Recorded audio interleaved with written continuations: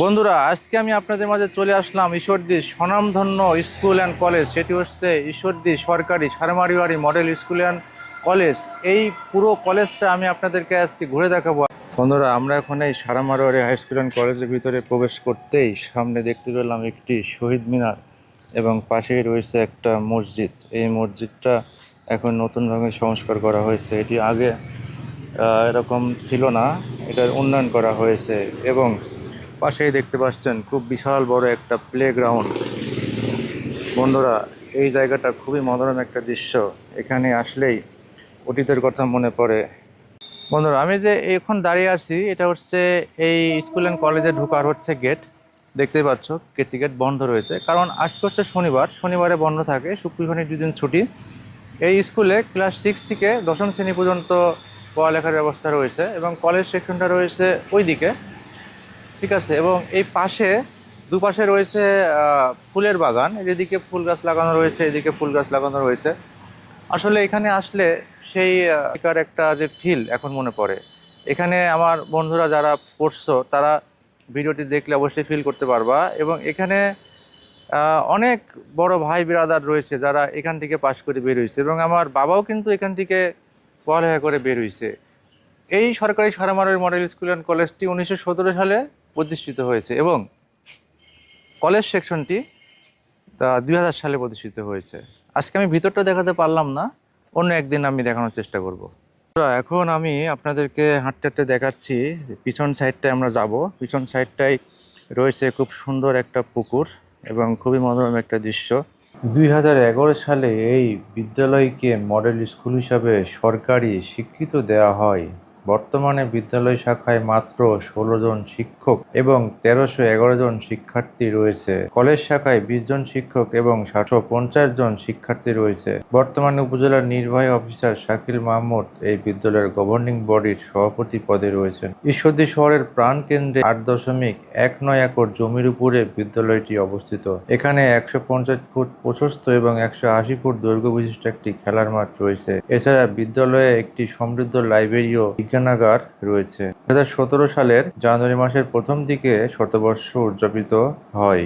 1917 সালে মারোয়াড়ি সম্প্রদায়ের হরিপ্রসাদ ঝুনঝুনিওয়ালা পদ্মা নদীর তীরে সারা নামক অঞ্চলে সারা মারোয়াড়ি উচ্চ বিদ্যালয়টি প্রথম প্রতিষ্ঠিত করেন। নদী ভাঙনের আশঙ্কায় স্থানান্তরিত করে ঈশ্বরদী শহরে নিয়ে আসা হয়। প্রতিষ্ঠাতার অঞ্চল সারা ও প্রতিষ্ঠাতার সম্প্রদায় মারোয়াড়ি মিলিয়ে বিদ্যালয়টির নাম রাখা হয় সারা মারোয়াড়ি।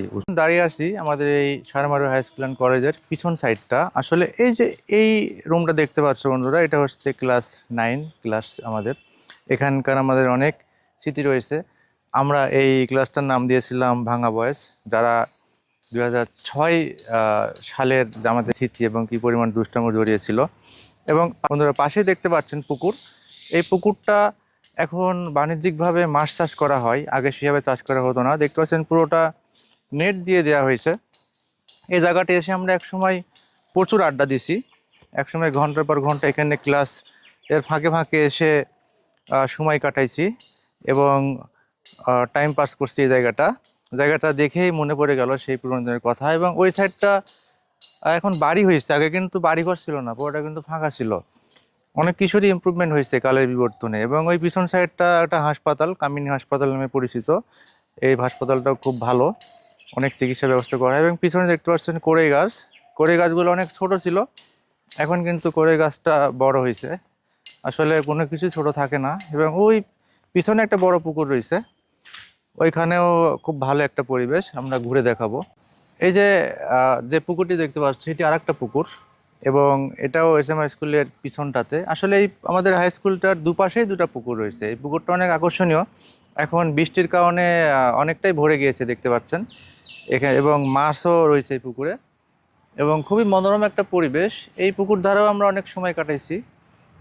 ঠিক আছে, এই জায়গাটা আসলে অনেক অতীতের অনেক কিছু সাক্ষী। এখানে সব কিছু আগের মতোই রয়েছে, শুধু চেঞ্জ হয়েছে, গাছগাছালি বড় হয়েছে এবং এই বিল্ডিংয়ের রং ঠিক আগের মতোই আছে। আসলে সব কিছু মিলায়া এই জিনিসগুলো অনেক স্মৃতি মনে করিয়ে দেয়। এটা হচ্ছে আমাদের সেই এসএমএস স্কুলের পিছনের কোড়ে বাগান। এখানে আমরা ক্রিকেট খেলতাম এক সময়, এখন আসলে ক্রিকেট খেলার পরিবেশ নাই। কারণ গাছগুলো বড় হয়েছে এবং বৃষ্টির কারণে কাদা জমে গিয়েছে। আসলে সব কিছুই পরিবর্তনশীল, এই জায়গাটাও খুব মিস করি। এটি হচ্ছে এসএমএস স্কুলের আর একটা গেট, মোট দুটো গেট, একটা সামনে দেখাইছি, এটা হচ্ছে পিছনের গেট। যখন স্কুল ছুটি হয় তখন এই দুইটা গেটই খোলা হয় যাতে বের হইতে অসুবিধা। এটি হচ্ছে কলেজ শাখা, 2 তলা বিশিষ্ট ভবন দেখতে পাচ্ছেন, এটা নতুন হয়েছে, 2000 সালে প্রতিষ্ঠিত হয়েছে কলেজ শাখা। এখানে ছেলে মেয়ে উভয় পড়াশোনা করে, কারণ এটি হচ্ছে model high school and college. এবং পাশে রয়েছে মুক্ত মঞ্চ। এই মুক্ত মঞ্চ থেকে যখন খেলাধুলা হয় তখন এখান থেকে ধারাভাষ্য দেওয়া হয় এবং এখান থেকে পুরো মাঠটা অনেক সুন্দর দেখা যায়। আসলে অনেক বড় একটা মাঠ, পুরো ভিউটা এখান থেকে দেখা যায় আমাদের সারেমারুর হাই স্কুল অ্যান্ড কলেজের। খুবই অসাধারণ। বন্ধুরা, আজকে আমি এই সারেমারুর হাই স্কুল অ্যান্ড কলেজ পুরোটা ঘুরে দেখালাম।